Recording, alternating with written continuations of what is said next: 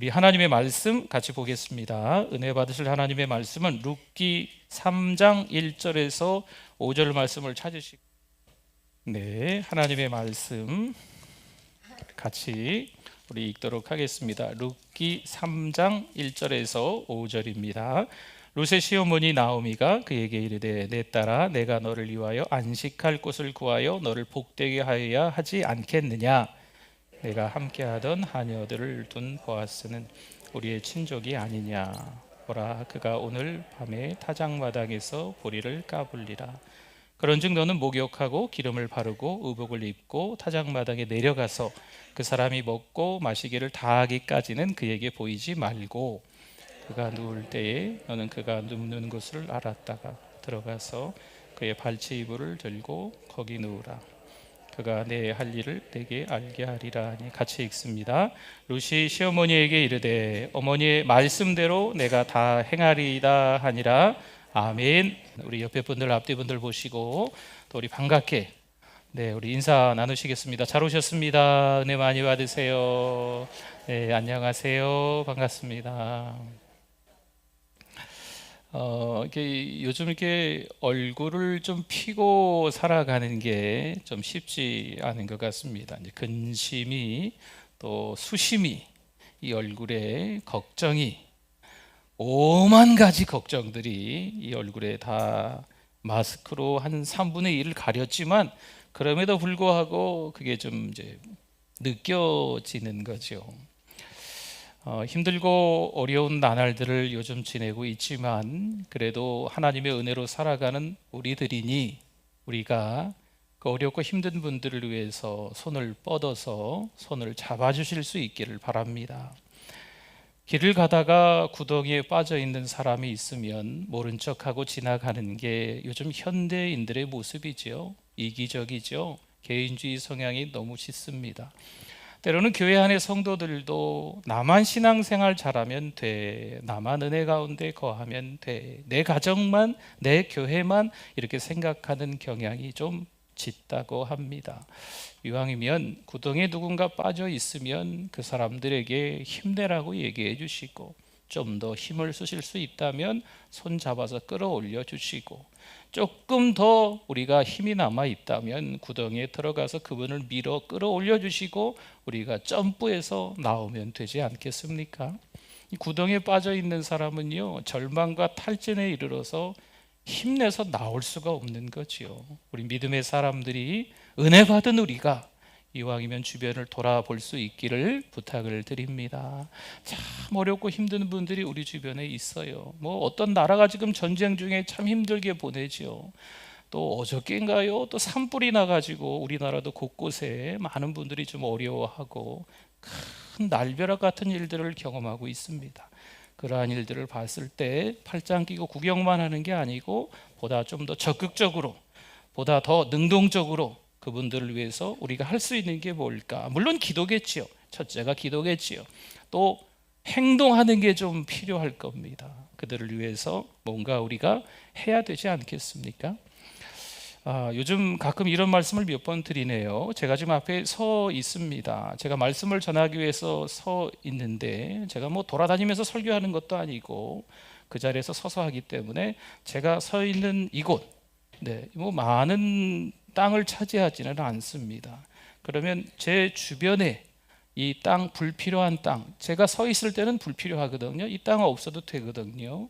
그래서 누군가 저에게 눈을 감으라 하고 이 주변을 한 바퀴 삥 돌아서 한 2m를 파놨다고 생각해 보세요. 제가 그러면 여기서 설교하는 게 편할까요? 그렇지 않습니다. 저 불안합니다. 제가 은근히 겁이 많거든요. 주저앉을 수도 있을 거예요. 불필요한 땅이지만 이 주변에 땅이 있기 때문에 제가 설 땅도, 제가 서 있는 땅도 안전한 겁니다. 때로는 우리가 함께 살아가는 많은 사람들이 있어요. 가정 식구들도 있지요. 그렇죠? 주변에 성도들도 있지요. 직장 동료들도 있지요. 이웃들도 있습니다. 나하고 상관없는 사람들, 전혀 나에게 필요하지 않은 사람들이 있을 수 있어요. 그러나 그 사람들이 정말 없다면 내가 설 땅도 없는 거예요. 내가 서 있는 땅도 안전하지 못하고 요동칠 수밖에 없다는 거지요. 함께 살아가기 위해서는요, 내가 받은 은혜를 불필요할 것처럼 보이는 그 사람들에게, 나하고 상관없는 사람들인 것처럼 보이는 그들에게 사랑을, 은혜를 흘려보내야 될 줄 믿습니다. 지금 룻기 말씀을 보고 있는데요, 1장에서 모압이라는 말이 한 7번 반복해서 나옵니다. 여러분 성경을 볼 때 어떤 한 단어가 여러 번 반복해서 나온다면 표시를 해놓고 한번 생각해 보시는 게, 묵상해 보시는 게 좀 필요합니다. 이 모압을 거듭 말하는 이유가 있지 않겠습니까? 이 룻이라는 한 여인이 모압 지방에서 왔다는 거예요. 모압은요, 이방입니다. 모압은 유대인들이 싫어하는 곳이에요. 예수님께서도 이방을 향해서 수로보니게 여인이 찾아왔을 때 개 취급을 했거든요. 마찬가지로 유대인들도 이방 여인을 향하여서 이렇게 충분히 할 수 있는 거죠. 그래서 이 여인이 이방 여인이다, 홀로 된 여인이다, 모압 여인이다라는 것을 반복적으로 1장에서 거듭 말하고 있습니다. 결국 그 땅에서 나오미가 모든 것을 잃고 실패한 인생이 돼서 돌아오게 되지요. 1장의 스토리는 그런 내용이었어요. 그렇다면 2장은 어떨까요? 여전히 모압이라는 말이 3번 나옵니다. 하지만 1장에서 반복돼서 나왔던 이 모압의 의미와 3장에서 3번 나온 이 모압 여인의 의미는 좀 사뭇 다릅니다. 모압 여인임에도 불구하고 삶이 달라진 것을 2장에서는 보여주고 있습니다. 보아스가 모압 여인 룻에게 은혜를 베풉니다. 받은 은혜를 흘려보내는 보아스의 삶을 통해서 우리가 깨달아야 한다는 거죠. 나하고 전혀 상관없어 보이는 룻이지만 자기의 밭에 와서 이삭 줍는 한 여인에 불과하지만, 그럼에도 불구하고 내가 받은 은혜가 있기에 내가 이 서 있는 땅을 지키기 위해서 내 주변에 불필요한 사람들에게도 그 은혜를 흘려보내는 것, 이게 필요하다는 겁니다. 그럼 오늘 3장에서는 어떨까요? 모압이라는 말은 사실 찾을 수는 없습니다. 나오지 않습니다. 그것도 이유가 있지 않겠나 생각합니다. 1장에서의 비참한 인생, 2장에서 좀 더 나은 풍요로운 인생, 하지만 이 3장에서는요 더 바뀐다는 거죠. 한마디로 말하면 이 모압 여인 룻의 인생 역전이 오늘 본문 이 3장에 담겨 있는 말씀입니다. 보아스는 모압에서 비참한 인생을 살아온 이 여인 룻에 대한 이야기를 듣게 됩니다. 시어머니에게 어떻게 했는지도 분명히 이 보아스에게 알려줬다는 거죠. 출애굽기 19장 4절 말씀에 보니까요, 이스라엘 백성들이 애굽에서 나온 거지요. 어떻게 나왔냐 이거예요. 독수리 날개로 너희를 업어 내게로 인도하였다. 우리 하나님께서 독수리 날개로 이스라엘 백성들을 업어서 인도하였다라는 말씀입니다. 마찬가지로 이 룻에 대한 스토리도 영락없이 같은 의미예요. 모압이라는 땅에서 독수리 날개로 업어서 이 베들레헴으로 하나님이 인도하셨다라는 의미가 되겠습니다. 그러나 여러분, 우리가 아직도 좀 기억해야 될 것은 지금 이들이 살고 있는 게 베들레헴이지만 시대가 사사시대였습니다. 사사시대는요 왕이 없었지요.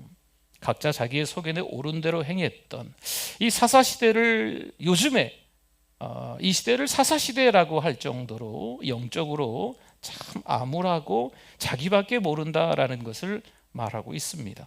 이스라엘 백성들이 광야에서가 아니라 보다 더 이 가나안 땅에 들어와서 사사시대에 접어들면서 더 믿음을 잃어버렸습니다. 하나님에 대한 감각이 식어져 버렸습니다. 하나님의 은혜를 받은 사람들이 맞을까 의아해할 정도로 됐습니다. 그런데 룻에 대한 믿음의 소문은요 동네를 들썩들썩하게 사실 만들었어요. 종교도 버리고 언어도 버리고 모압을 떠나 시어머니를 따라온 한 여인, 이방 여인 룻. 보아스는 이미 기생 라합의 가정의 아들로 하나님의 은혜를 받았습니다. 기생 라합의 아들이 보아스였다. 지난주 말씀 생각나십니까? 그러니 이 보아스는요 그런 은혜를 이미 받아 누렸습니다. 은혜 받은 보아스는요 그 은혜를 나눌 준비가 되어 있었습니다. 보아스는 하나님의 은혜를 받았습니다. 다시 돌아가 볼까요? 은혜는 누가 주신다고요? 하나님이 주시는 거예요. 그 하나님의 은혜를 보아스가 받은 겁니다. 이 받은 은혜를 이제는 이 보아스가 베풀려고 하는 거죠. 흘려보내려고 하는 거죠. 넓은 가슴을 갖고 이제 품으려고 하는 이 보아스의 자세를 볼 수 있습니다. 2장 13절에 보니까요, 룻도 역시 마침 보아스의 은혜를 받기를 원해요. 내가 당신께 은혜 입기를 원합니다. 이 룻이 고백입니다. 보아스가 하나님께 주신 은혜를 나누기만 하면 됩니다. 여러분, 영성은 뭘까요? 영성은요, 나 혼자 신앙생활 잘하면 되겠지, 이건 아니라는 거죠. 영성은요, 다른 사람들을 좀 생각하는 거예요. 사랑 목자가 사랑방 식구들을 생각하지 않습니까? 우리 믿음의 사람들이 홀로 신앙생활하는 게 아니고 가정 식구들을 생각하잖아요. 내 가정 식구에 누가 아직 예수 안 믿는데 막 울며불며 기도하는 거죠. 네. 직장 동료들, 사랑하는 내 직장 동료들을 위해서 간절히 기도하는, 다른 사람들을 좀 생각할 줄 아는 게 영성이라는 겁니다. 여러분, 은혜를 흘려보내는 거지요. 그럼 보아스가 어떻게 받은 은혜를 흘려보냈을까요? 2장 14절을 한번 볼까요? 식사 시간이 됐습니다. 식사할 때에 보아스가 룻에게 이르되 이리로 와서 떡을 먹으며 내 떡 조각을 초에 찍으라 하므로 룻이 곡식 베는 자 곁에 앉으니 그가 볶은 곡식을 주매 룻이 배불리 먹고 남았더라. 이 보아스가 일하던 일꾼들과 함께 식사 시간이 됐습니다. 그러나 이 룻은 그 식사 자리에 사실 참여할 자격이 안 됐어요. 룻이 그 보아스의 밭에서 일했습니까? 뭘 일해요? 일한 게 뭐 있어요? 자기 먹고 살려고 이삭 주워 가려고 했던 것밖에 더 있습니까? 그런데 이 보아스는 룻을 식사 자리에 초대하는 거예요. 여러분, 식사를 하려고 하는데 불편한 사람과 마주 앉아 있습니다. 소화가 잘 됩니까? 소화가 잘 되기 힘들어요. 그렇게도 이렇게 좀 이게 아웅다웅했던 분하고 식사를 한다고 생각해 보세요. 너무 불편하지요. 전혀 모르는 사람과 마주 앉아서 밥 먹는다고 생각해 보세요. 이거 불편하지요. 그러니까 지금 이 보아스가 룻을 식사 자리에 초대했다는 것에 의미가 좀 담겨 있는 겁니다. 룻을 이제 아끼고 룻을 또 그 다음에 사랑하려는 이런 마음의 준비가, 품으려고 하는 마음의 준비가 이미 보아스에게 있지 않을까 생각 들어집니다. 그리고 이 보아스는요, 이제 계속해서 뭔가를 이제 좀 액션을 취하는 거예요. 이 룻의 이 여인을 건드리지 마라, 뭐 이런 사인까지 좀 주는 거지요. 15절 한번 볼까요? 15절에 보니까 곡식 단 사이에서 줍게 하고, 이삭을 줍는데 곡식과 곡식 단 사이에서 지금 추수 중이라는 겁니다. 그러니까 곡식과 곡식 단 사이에는요, 곡식이 있어요. 이삭이 아니에요.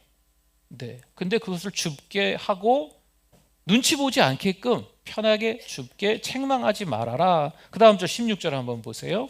이제 한 수 더 뜹니다. 곡식 다발에서 조금씩 곡식을 뽑아버려라. 왜 뽑아버려요? 룻이 주워 가게끔. 그런데 꾸짖지 말라는 거죠. 눈치 주지 말라는 거예요.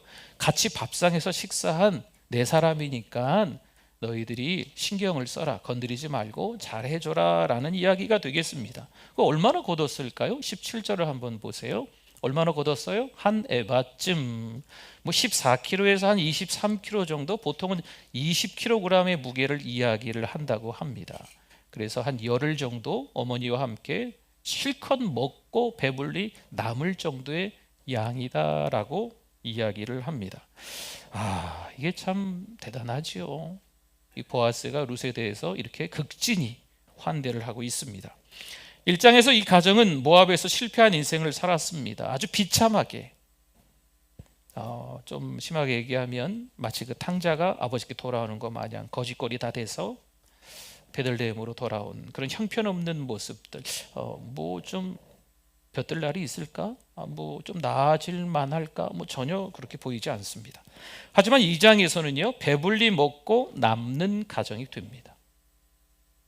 보아스를 만나서 이 어머니와 함께 배불리 먹고 또 남는, 또 배불리 먹고 남는 이 가정 풍요를 경험하게 됩니다. 2장 19절에 볼까요? 시어머니가 궁금한 거죠. 뭔가를 이렇게 바리바리 싸들고 온 거예요. 그것도 너무 많이 갖고 온 거지요. 그랬더니 이제 이렇게 이야기를 해요. 이 여인이 밑에 노란색만 한번 보세요. 오늘 일하게 한 사람의 이름은 누구라고요? 룻이라는 이 여인이 마침내 드디어 보아스라는 이름을 부르기 시작합니다. 네, 보아스가 그렇게 해줬습니다 라고 이야기하는 거죠.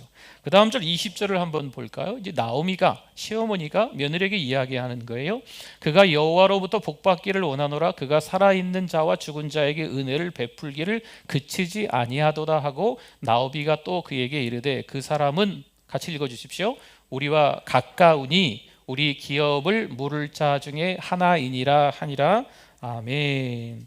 환대받는 이 가정, 여러분 대접을 받으면, 호의를 받으면 그 가정이 좀 달라져요. 좀 여유가 있어져요. 그렇죠? 네. 여러분 힘들고 어려운 가정이 있으면 좀 도와주십시오. 그리고 힘들고 어렵다면 그 도움을 받는 것도 괜찮습니다. 받으십시오. 네, 도움을 받고 여유를 갖고, 그러면 이 세상을 보는 관점이 또 바뀌는 거죠. 그래, 아직도 여전히 이렇게 귀한 분들이 있구나. 내가 어렵고 힘든데 나에게 손대 밀어주는 분들, 또 구덩이에 같이 빠져서 나를 밀어서 올려주는 분들이 있구나. 시간을 같이 나와 함께 쓰고, 건강을 나와 함께 쓰고, 돈을 나와 함께 쓰는 고마운 사람들이 있구나. 세상을 보는 관점이 바뀐다는 거예요.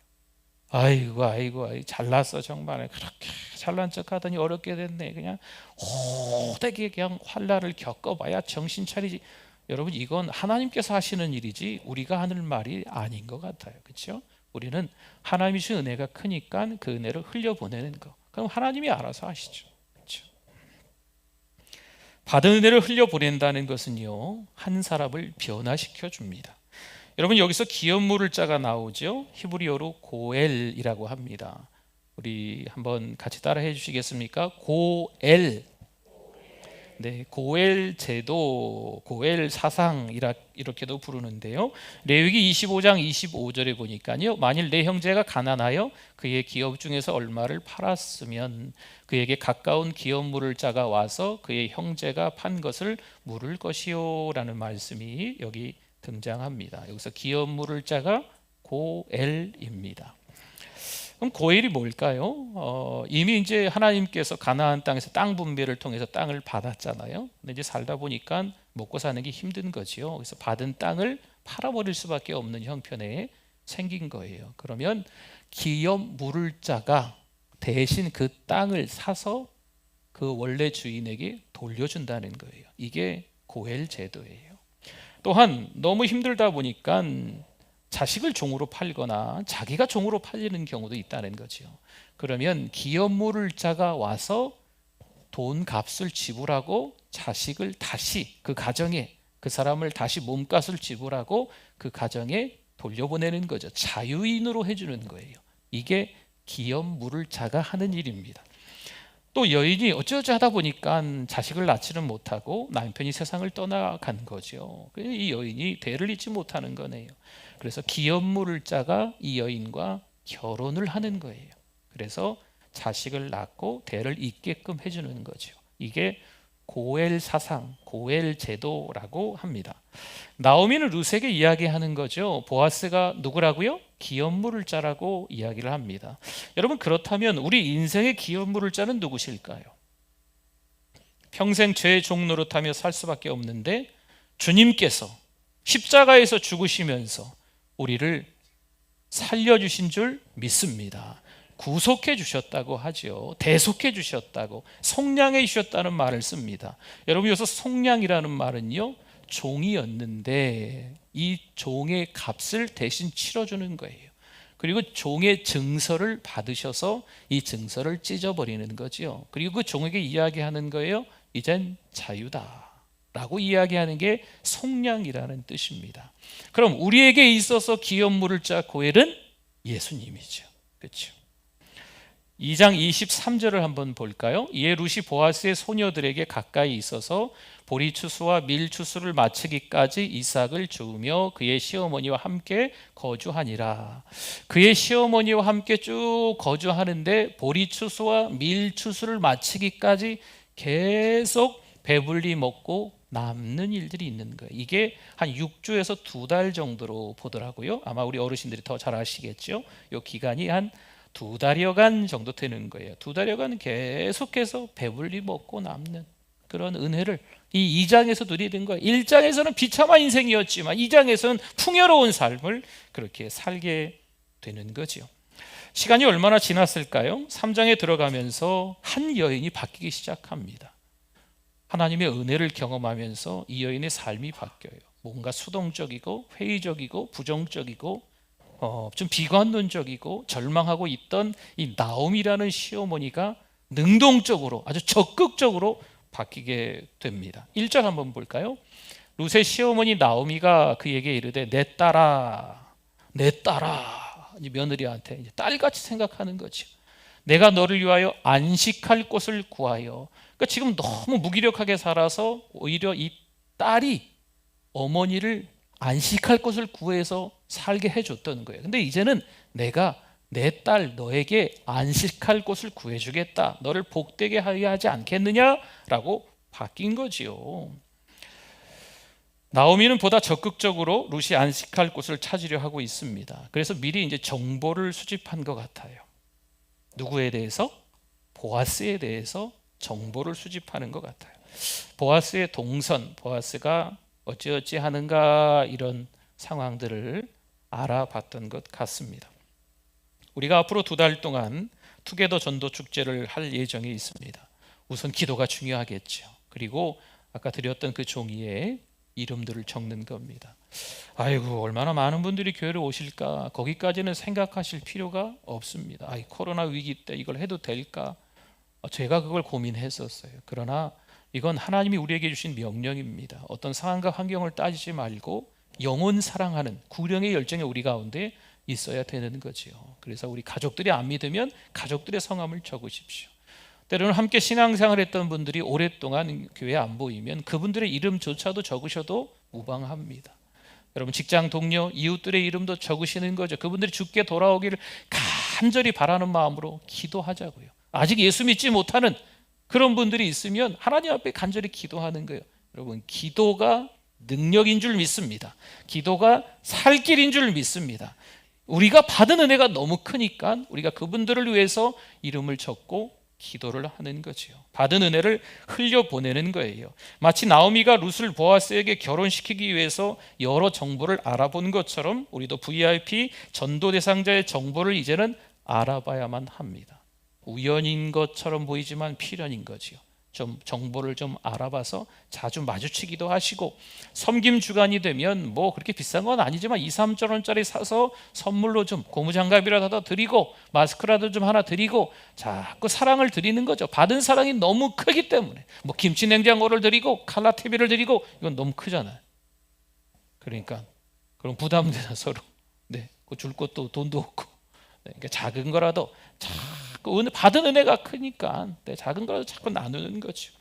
사랑 목자가 사랑원들을 섬기기 위해서, 은혜를 나누기 위해서 정보를 좀 수집하고 있잖아요. 그렇죠? 어떤 사랑 목자는 사랑방 식구들의 생일을 다 기억하고 있다 그러더라고요. 또 이 사랑방 식구들의 자녀들의 뭐 입학, 졸업 이런 걸 막 챙기는 거죠. 그런 정보들을 알고 사랑을 주는 거예요. 여러분, 사랑은요, 사랑해요, 사랑해요, 사랑해요 말만 한다고 사랑이 전달되는 게 아니더라고요. 정말 사랑한다고 그 집 앞에 가서 대문을 붙잡고 기도한다거나 작은 선물이라도 좀 전달을 한다거나 뭔가 이렇게 어떤 행동으로 좀 보여지는 게 받은 은혜가 크니까 이 흘려보내는 뭐가 좀 있어야 되는 거예요. 여러분, 영혼을 사랑하는 건요, 돈이 들어요. 돈이 안 들고 그런 건 아닙니다. 사랑방 식구들을 섬기는데 사랑 목자들이 돈이 들어요. 돈이 드는 게 당연해요. 섬기는 일이니까. 그럼 나오미가 룻의 안식을 위해서 어떤 적극적인 것들을 시키는지 한번 보도록 하겠습니다. 우리 3장 2절 말씀이죠. 보세요. 오늘 밤에 타작 마당에서 보리를 까불리라. 키질한다는 겁니다. 타작마당에서 보아스가 있겠다라는 것을 지금 정보를 통해서 이 나오미가 아는 거죠. 그 다음 절 3절. 그런즉 너는 이제 룻에게, 며느리에게 하는 이야기예요. 이제 신부로 단장하는 거거든요. 목욕하고 기름을 바르고 의복을 입고 타작마당에 내려가서 그 사람이 먹고 마시기를 다 하기까지. 그러니까 이 추수 때니까요. 또 얼마나 또 흥에 겨워서 즐겁겠어요. 그래서 그에게 우선은 보이지 말고 4절. 그가 누울 때에 너는 그가 눕는 곳을 좀 알았다가 들어가서 그의 발치이불을 들고 거기 누우라. 이 발치이불을 들고 거기 누우라가 이제 부부가 되라는 이런 의미가 좀 담겨져 있습니다. 그가 내 할 일을 내게 알게 하리라 하니 말씀합니다. 이에 룻의 반응은 어떨까요? 우리 어머니가 좀 많이 힘드시더니 이상해지셨네, 이랬을까요? 5절 한번 보세요. 5절. 어머니의 말씀대로 내가 다 행하리이다. 룻이요, 베들레헴 대부호의 아내가 되려 하는 거예요. 9절 보겠습니다. 9절을 한번 같이 읽어주시겠습니까? 이르되 내가 누구냐 하니 대답하되 나는 당신의 여종 룻이오니 당신의 옷자락을 펴 당신의 여종을 덮으소서 이는 당신이 기업물을 자가 됨이니이다 하니 아멘. 네, 9절 하면 띄워주시고요. 여기 보세요. 처음에 여종 룻이오니 하지요. 어머니가 시키는 대로 다 했더니 지금 이제 보아스하고 룻이 대면하는 거예요. 여기서 이 여종은요, 1장 2장에서 나오는 여종이나 하녀하고 좀 다른 말입니다. 이 룻은 자기를 좀 많이 낮췄어요. 1장 2장에서는. 그러나 이 3장에서 이 여종은요, 아내 혹은 첩이라는 의미가 있는 히브리어예요. 우리나라 번역에는 여종이지만 원래 의미는 그렇거든요. 이 보아스는 지금 뭐 결혼한 사람이 아니니까 이건 아내라는 거죠. 아내 룻이 오니, 적극적으로 지금 결혼을 요구하고 있는 거예요. 당신의 옷자락을 펴 당신의 여종을 덮으소서, 이것도 같이 더불어서 부부가 되자라는 의미인 거예요. 결혼을 요구하는 거죠. 또 한 가지 또 있죠. 우리 고엘에 대해서 말씀드렸잖아요. 기업 모를 자, 나의 기업 모를 자, 나의 친족이 되어달라고 결혼을 요구하는 말씀이 이어지는 거죠. 말씀을 정리하고 마무리하겠습니다. 1장에 실패한 인생이 2장에서는요 좀 사뭇 달라졌죠. 풍요로운 삶을 누리는 인생으로 완전히 바뀐 것처럼 보입니다. 때로는 우리의 인생도 그렇습니다. 참 지구멍에도 볕들 날이 있을까 싶을 정도로 참 괴로운 나날들을 보낼 때가 우리 인생에서 있었지 않습니까? 마치 룻기서 1장의 인생처럼 비참하게 실패한 인생으로 살아가는 모습들이 있을 수 있어요. 그러나 어느 날 진짜 하나님의 은혜로 2장 배불리 먹고 남는, 그냥 지금만 가라 그냥. 네. 그럴 때가 있으셨어요? 없으셨어요? 있으셨잖아요. 지금만 같아라. 지금 뭐 별일 없고 잘 지내네. 그러나 하나님은요, 여기서 끝이 아니세요. 하나님은 우리가 먹고 마시고 즐기고 그냥 아무 걱정 없이 지내는 그 정도에만 머물러 있기를 원하시는 게 아니에요. 하나님은요, 인생 역전 드라마를 써 가시는 중이신 겁니다. 3장에서는요, 베들레헴 대부호의 아내로 룻을 하나님은 만들어 가시는 거죠. 룻기에서는요, 하나님이 역사하셨다, 하나님이 치료하셨다, 하나님이 말씀하셔서 뭐 꾸짖으셨다, 이런 말씀이 단 한 군데도 나오지 않습니다. 어찌 보면 룻기서에서는요, 하나님이 등장하지 않는 것처럼 보입니다. 다만 룻기서에 등장하는 인물들 배후에서 누가 역사하신다? 하나님이 역사하시는 줄 믿습니다. 하나님은요, 신실한 사람들의 삶을 통해서 역사하시는 것을 깨닫기를 바랍니다. 물론 우리 인생은요, 우리가 알아서 살아가는 것처럼 보입니다. 우리 인생, 우리 삶이 한 권의 책이라면 인생을 지금까지 살면서 내가 다 써내려온 것처럼 보이지만, 내가 그 인생의 저자처럼 보이지만 진짜 저자는 누구예요? 하나님이시죠. 하나님이 우리의 인생을 써가시는 거라니까요. 1장의 인생도 있고 2장의 인생도 있고 3장의 인생도 있다는 거죠. 어찌 내가 해서 1장, 2장의 인생을 써서 끝낼까? 아니에요. 하나님은 3장까지 써 내려가실 준비가 되어 있는 거죠. 진짜 우리 인생의 저자는 누구십니까? 하나님이신 줄 믿습니다. 우리의 삶을 통해서 우리 배후에서 계속해서 역사하시고 우리를 도와주시는 분이 계세요. 누구세요? 하나님이시라는 거죠. 하나님이 나에게 주신 은혜가 너무 크잖아요. 그래서 내가 설 땅이 있는 거예요. 내가 서는 땅이 있는 거예요. 그러면 주변의 땅은 불필요한 땅이니까 다 치워버릴까요? 아니라니까요. 그럼 내가 있는 설 땅도 서 있는 땅도 위태위태하고 불안한 겁니다. 하나님이 주신 은혜가 있으면, 하나님이 나에게 베푸신 인애가 있으면, 헤세드가 있으면 이것을 흘려보내는 거죠. 아이고 그냥 아이고 내가 기분 나빠하고 내가 속상해서 그냥 내가 은혜 받아서 내가 좋아서 내가 싫어서 이게 아니에요. 우리 믿음의 사람들은 하나님의 하나밖에 없는 아들 예수 그리스도를 우리에게 보내주신 줄 믿습니다. 그 예수 그리스도가 십자가에 못 박혀 죽으셨어요. 하나님은 전부를 주시면서 우리를 사랑하셨거든요.